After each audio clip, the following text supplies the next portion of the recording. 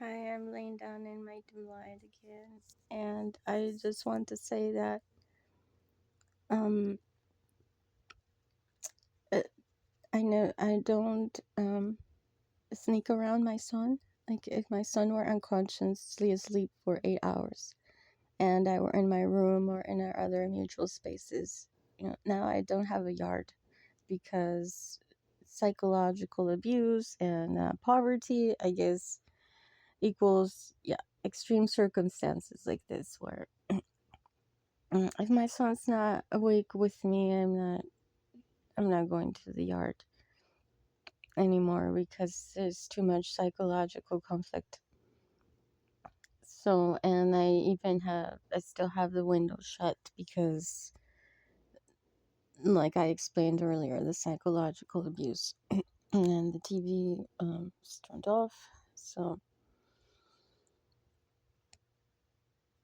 um, the reason I don't sneak around my son or get things, like I'm not like a drug addict. I guess drug addicts end up usually alone with their supplier and like sneaking around others, or so I'm not that like a typical drug addict, even though I might have the biggest drug heart in the world. I, according to my own definition, because the antidepressant that I had to take when I crossed the border, I started having issues and I went to the psych ward immediately and was starting to take medications.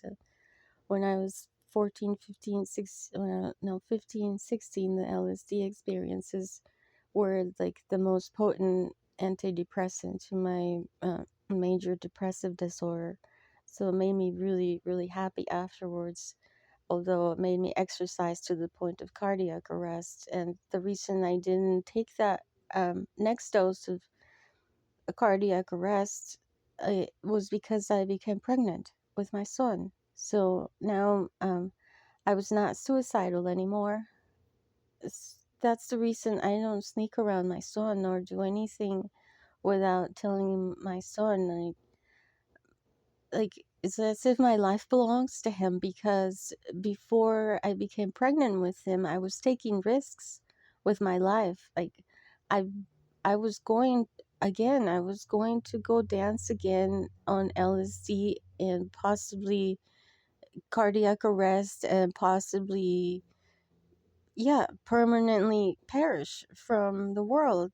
And we were all okay with that. Somebody was not saying, oh, we read your mind, guess what, stop, or hey, we read your mind, please don't die. No, we were all like, yeah, here's the money, here, I'll drive you there. And like, we were all in for me to like, okay, yeah, let's do that with you instead. Like, you were so happy anyway, right?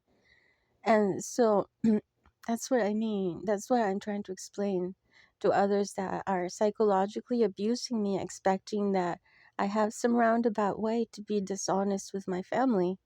Like, my son's my family. That I'm not. That's not me. um, because it's like, yeah, like I find myself just very ill and maybe urging to go to Mexico for more liberties about treatment for my illnesses. That's all. That's all. I really love my family. I'm sincere with my family all the time. Okay. I love you.